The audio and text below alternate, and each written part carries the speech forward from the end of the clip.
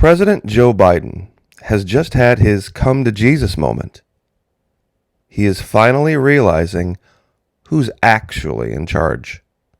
And no, it's not the previous guy. Many people over the last 6 months to a year have decried big tech, big media for having too much power. Big pharma's corrupt, and the medical industrial complex and the military industrial complex. We need to rein those things in. Those are all minor players compared to who's really in charge.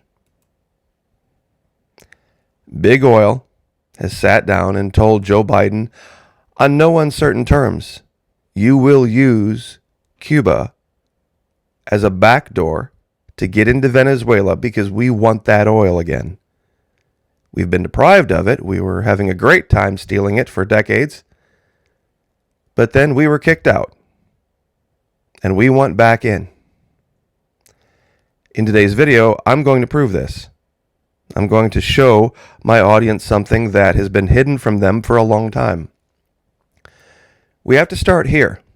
The governor of Florida made one of the most amazing 5D chess moves after all this consternation in Cuba blew up.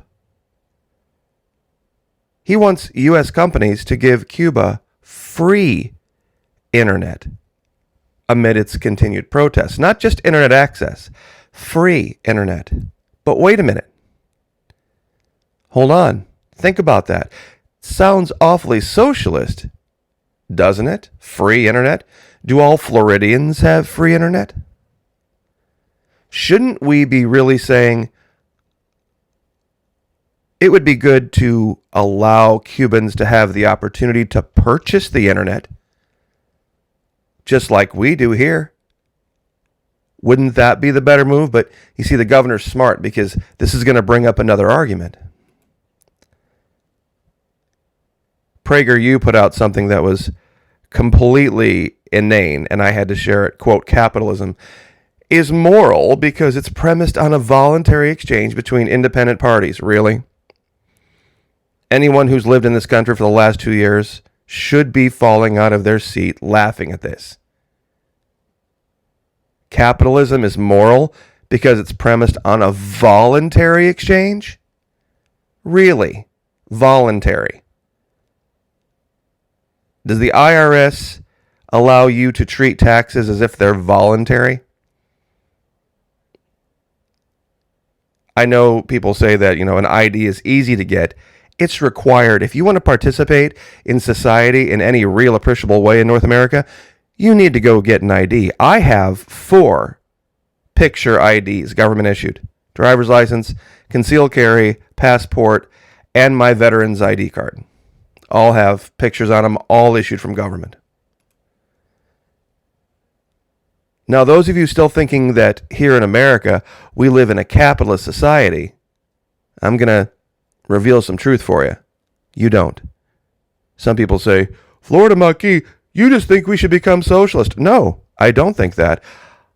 We already are socialist, and you're just blind to it. See this picture of a grocery store?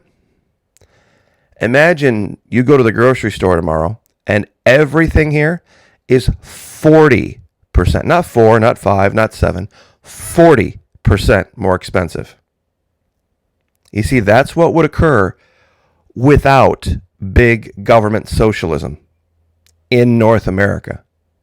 It's called subsidies.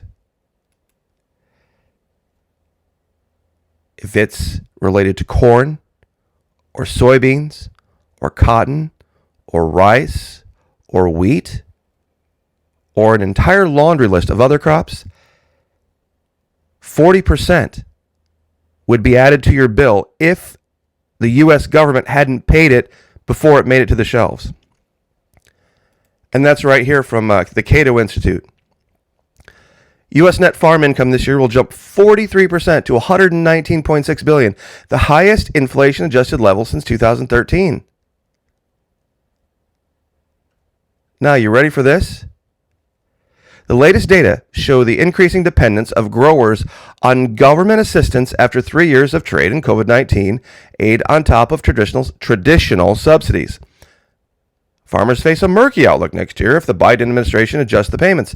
Direct government aid, accounting for 39% of net farm income, rose to a record $46.5 billion from $22.4 billion last year. Yes, you read that right. This year, farmers on net will derive 40% of their income directly from the U.S. government. 40%, meaning if there was no big government socialism in North America, they would have to make up that 40% somewhere else, and it would be you. And that would be reflected on the shelf. Produce, meat, dairy, virtually everything in the store would go up 40% overnight. You want another example of big government socialism? Washington, D.C. just decided, we're going to shut down the cruise industry. They're done.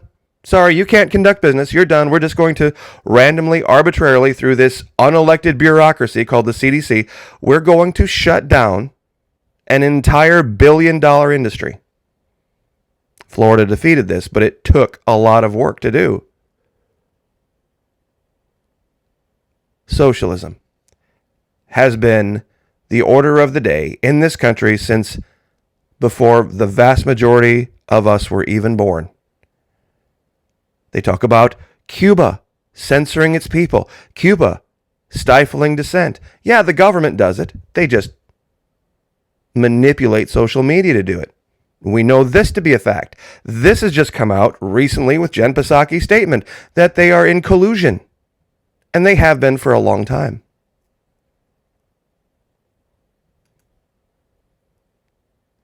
Does the IRS allow you to engage with them on a voluntary level?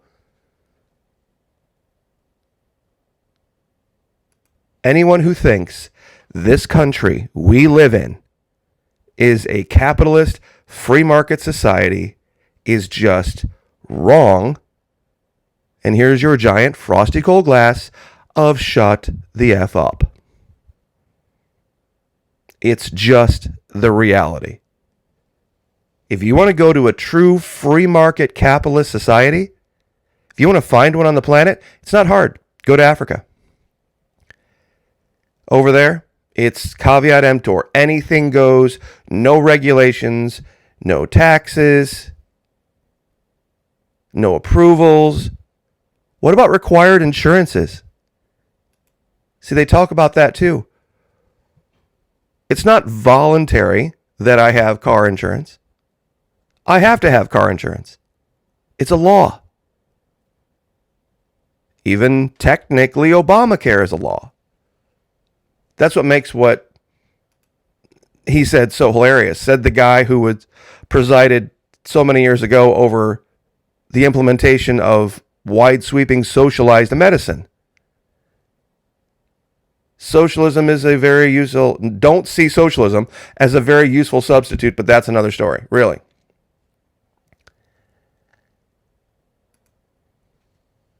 Disney is moving thousands of jobs from California to business-friendly Florida. What about the Delta V? See, CNN is reporting that Florida is responsible for 1 in 5 new COVID cases. Doesn't seem to bother Disney, does it? They apparently don't care.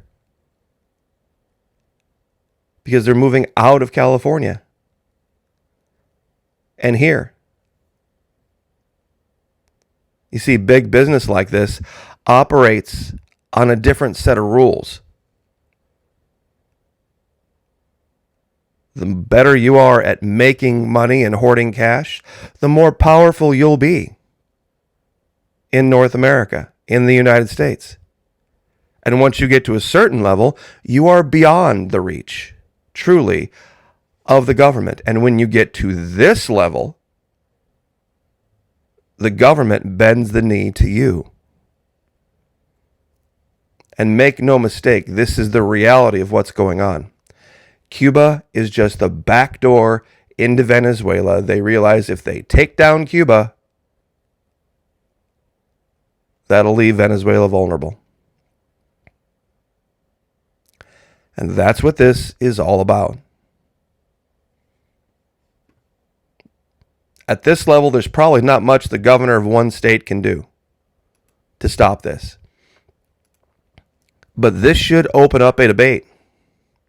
Shouldn't we just be offering the Cubans the ability to purchase the internet? If we really want to install capitalism, because it's the free and voluntary exchange of blah, blah, blah, according to PragerU, we should just offer it for sale. Because if you start handing things out for free, isn't that just heading down the old socialist road? Oh, you see, that's right. We are socialist, aren't we? We are. Socialized medicine, socialized grocery store, taxes, everything. I mean, there's no argument against it. Government is in control of everything, including your grocery bill. Your home was built to government standards, the one you live in, whether it's an apartment, whether it's a house. The people who built it had all sorts of government standards they had to adhere to, licenses, permits they had to pull, all sorts of different levels of socialism. Had to pay workers' compensation insurance for their employees. The list is endless of how much socialism controls the United States. They just have to hide it from you. But this thing with Cuba is going to reveal it. And I'll leave it there. Like, share, subscribe.